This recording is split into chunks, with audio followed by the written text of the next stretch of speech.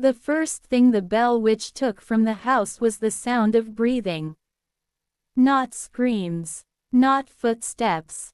Breathing. Late at night, when the family lay awake in their beds, they realized something was wrong, not because of noise, but because of the absence of it. The house felt like a throat being slowly squeezed shut. Even the wind outside stopped whispering. The walls seemed to lean inward, listening. Then the voice spoke. "I've been waiting for you." It didn't come from the hallway. It didn't come from under the bed. It came from everywhere at once. That was the night the Bell family learned the house was no longer theirs.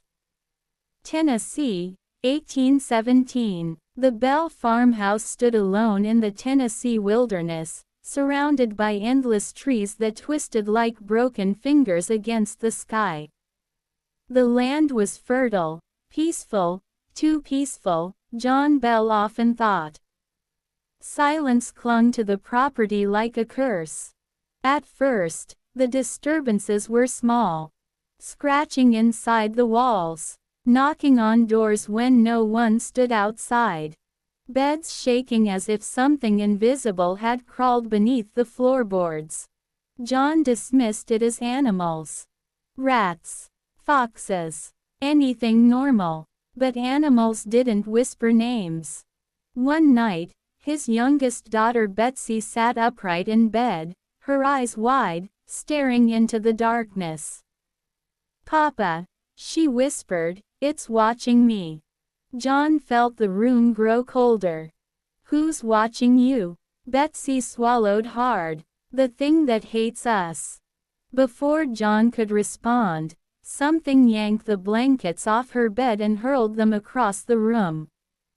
Betsy screamed as invisible hands struck her face, hard enough to leave marks. John ran to her, swinging wildly into empty air.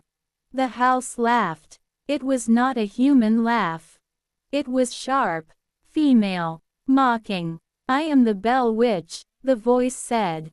"And this home belongs to me now." The witch that could touch. Unlike other ghost stories whispered around fires, this entity did not merely appear. It attacked. Betsy was beaten almost every night, slapped, pinched, dragged by her hair across the floor while her parents watched helplessly. The witch spoke constantly, taunting the family, reciting Bible verses backward, revealing private thoughts no one had ever spoken aloud.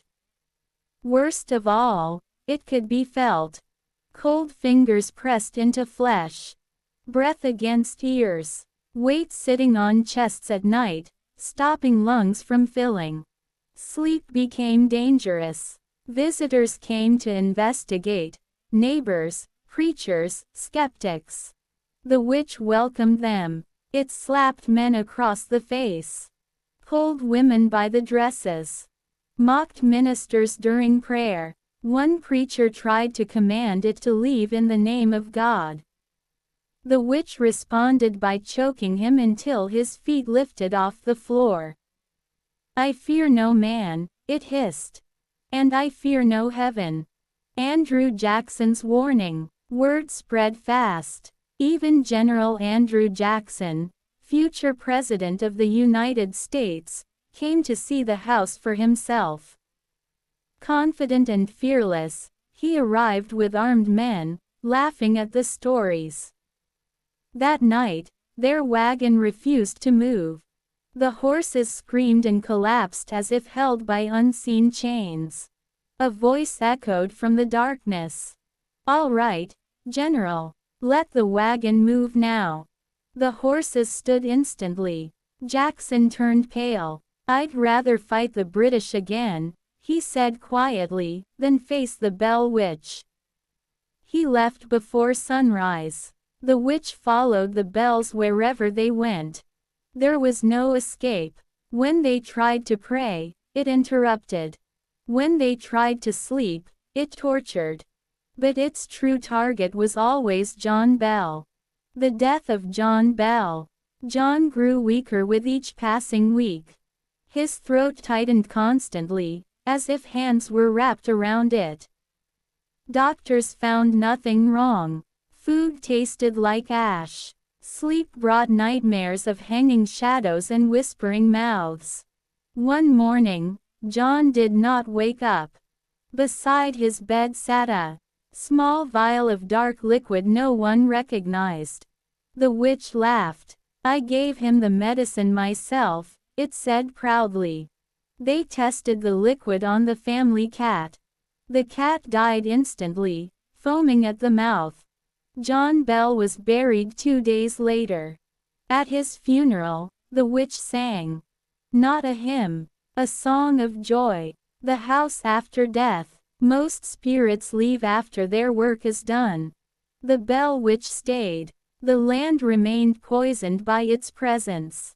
Animals refused to step near the house. Crops failed. People reported being followed by whispers long after leaving the property. Years passed. The Bell family moved away. But the house did not empty. People who dared enter felt watched, touched, threatened. Some claimed the witch promised it would return stronger than before. And then, decades later, it did.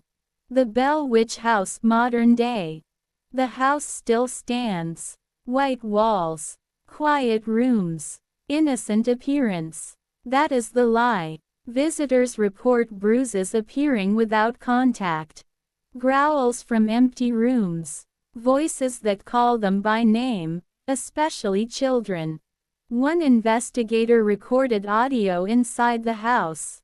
When played back, a woman's voice whispered, "Leave before I remember how to kill." Another group spent the night. At 3:33 a.m., every door slammed shut simultaneously. One man was thrown down the stairs. When they fled, they noticed handprints forming on the walls, from the inside. Why the Bell Witch is different. Most hauntings observe. This one hunts. It speaks. It lies. It learns. The Bell Witch does not repeat patterns. It adapts. It chooses victims. It enjoys fear. Some believe it was never a witch at all. Some say it was something older, something that found the Bell land and decided to stay. And according to legend, it never left. Final warning: if you ever visit the Bell Witch House and hear breathing behind you, do not turn around. If you hear your name whispered, do not answer. And if a woman's voice tells you the house belongs to her now, believe her. Because the Bell Witch does not haunt houses. It claims them. And once it knows your fear, it remembers you forever.